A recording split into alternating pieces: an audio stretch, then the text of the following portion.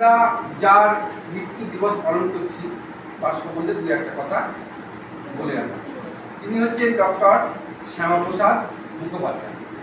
তার জন্ম হয়েছিল 1901 সালের 6 জুলাই আর মৃত্যু হয়েছিল 1952 সালের 23 জুলাই।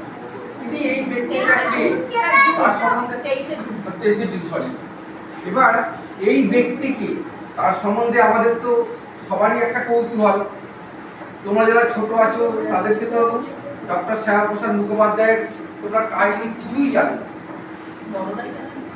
অনেক বড়রাও জানে, কিন্তু আজকে আমাদের হঠাৎ করে পশ্চিমবঙ্গ দিবসে আমরা ডক্টর শ্যামাপ্রসাদ মুখোপাধ্যায়ের জন্ম এই সপ্তাহ কেন পালন করছি, সপ্তাহ কেন পালন করছি সেটা আমাদেরকে একটু জানাবো।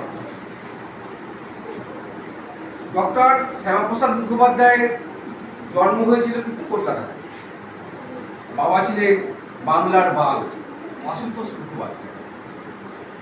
তিনি শুধু একজন বিশিষ্ট শিক্ষাবিদ ছিল তাই না, তিনি আইনজীবীও ছিলেন। এরকম একটা পরিবারে কিন্তু এই শ্যামাপ্রসাদ মুখোপাধ্যায়ের জন্ম। শ্যামাপ্রসাদ মুখোপাধ্যায় যেমন স্কলার ছিলেন তেমনি তিনি কিন্তু একজন খুব রাজনীতিবিদও ছিলেন। তিনি ভারতবর্ষের যে রাজনীতি তাতে একটা মাইলস্টোন তৈরি করে গেছে। সেই জন্যই আজকে আমরা প্রতি মুহূর্তে শ্যামাপ্রসাদ মুখোপাধ্যায়কে আমরা স্মরণ করে তুলি। এবার তিনি কি করেছেন ভাবো, আমাদের দেশ, সেই দেশটা স্বাধীনোত্তর একটা সময়ে ভাগ হয়ে যাচ্ছে। কিসের ভিত্তিতে ভাগ হচ্ছে? ধর্মের ভিত্তিতে। মুসলিমরা বলছে আমাদের জনসংখ্যা যেখানে বেশি সেখানে আমরা পার্টিশন করে নেব। সেরকম অবস্থায় শ্যামাপ্রসাদ মুখোপাধ্যায় ঢুকে দাঁড়াল। এবার কিসের বিরুদ্ধে ঢুকে দাঁড়াল? মুসলিম অধ্যুষিত অঞ্চল পাকিস্তান বললো আমরা ভারতবর্ষ থেকে দু টুকরো হয়ে যাবে। একদিকে পূর্ব দিকে পূর্ব পাকিস্তান আর পশ্চিম দিকে হচ্ছে পাকিস্তান। তখন অবিভক্ত বাংলাকে যে ভাগ করা হয়েছিল তার ম্যাপটা ছিল হচ্ছে এরকম। দেখো, তাদের ম্যাপটা ছিল হচ্ছে এরকম। আজকে তোমরা যারা পশ্চিমবঙ্গকে দেখতে পাচ্ছ, এই হচ্ছে পশ্চিমবঙ্গের ম্যাপ। তার সঙ্গে কিন্তু পুরোটাই ছিল বাংলার ম্যাপ। এরকম ছিল বাংলার ম্যাপ।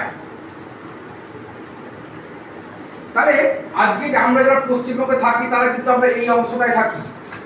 ভাবো, এই অংশটায় কিন্তু তারা থাকি। এটা ছিল হিন্দু অধ্যুষিত অঞ্চল। আর এটা ছিল হচ্ছে এই বাংলাদেশ যেন দেখছো, সেটা ছিল মুসলিম অধ্যুষিত অঞ্চলের অঞ্চল। এখানে মুসলিমরা বেশি থাকে। ভাগ হলো যখন, তখন তো পুরোটাই বাংলাদেশ হওয়ার কথা ছিল। ভাবো, কলকাতা এখানে রয়েছে, ঢাকা এখানে রয়েছে। তাহলে পুরোটা যদি বাংলাটা যদি আজকে বাংলাদেশের কাছে চলে যেত, তাহলে কিন্তু আজকে আমরা বাংলাদেশে বাস করতাম, আমাদের পশ্চিমবঙ্গ বলে কিছু থাকতো না।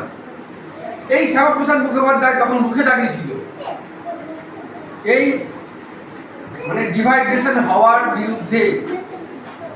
তো তাই আজকে ভোটাভুটির ফলে গঙ্গার একাই যে অংশটা, বিশেষ করে হিন্দু অধ্যুষিত অঞ্চল, সেটা কিন্তু আজকে পশ্চিমবঙ্গ রূপে আমরা দেখতে পাচ্ছি, যেখানে আমরা থাকি। নাহলে এই পুরো অংশটাই কিন্তু আজকে বাংলাদেশের মধ্যে চলে গেছে। এই ছিল শ্যামাপ্রসাদ মুখোপাধ্যায়ের একটা রাজনৈতিক বিচক্ষণতা। তাছাড়া তিনি ছোটবেলা থেকে প্রচুর মেধাবী ছিলেন। তিনি কলকাতা বিশ্ববিদ্যালয় থেকে ইংরেজিতে অনার্স করেছেন, তিনি বিএড করেছেন, তিনি আইনি পেশায় তিনি নিযুক্ত ছিলেন। পরে তিনি জনসংঘ করেন এবং বিভিন্ন রাজনৈতিক কারণে তিনি সেখান থেকে বেরিয়ে এসে তিনি কিন্তু ভারতীয় জনসংঘ করেছিলেন, পরে যেটা বিজেপি হয়েছিল। তার উত্থান ছিল তড়িৎ বেগে। তিনি শুধু ভারতবর্ষের ক্যাবিনেটে তিনি মন্ত্রী ছিলেন এরকম না,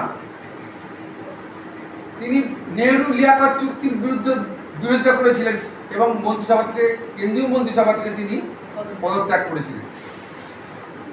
তিনি পরিবহন এবং সরবরাহ মন্ত্রী ছিলেন।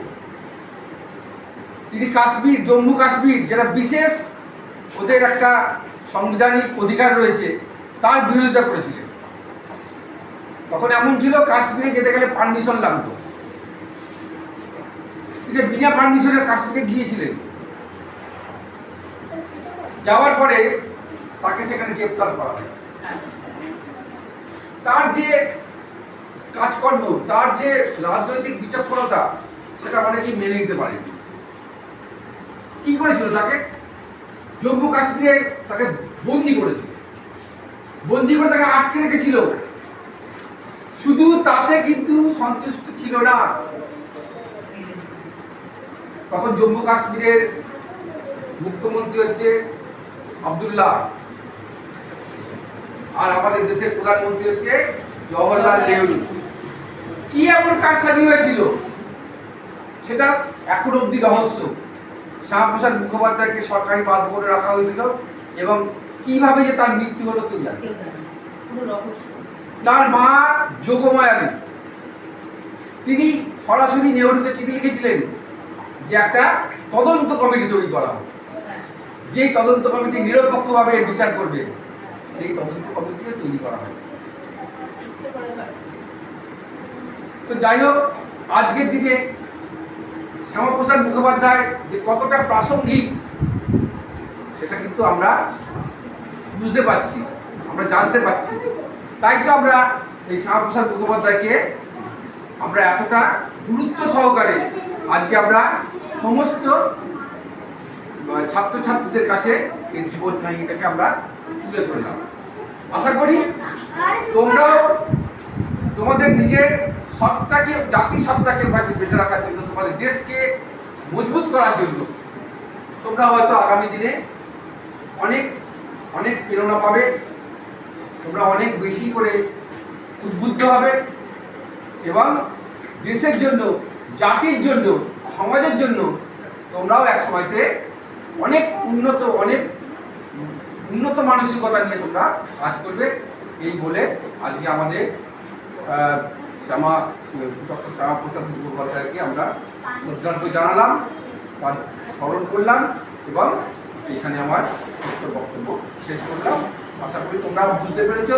তোমরা যদি না বুঝতে পারো তাহলে বলবে, তোমাদেরকে আরও ডিটেলসে আমি আরও সুন্দর করে তোমাদেরকে এই সম্পর্কে বলবো।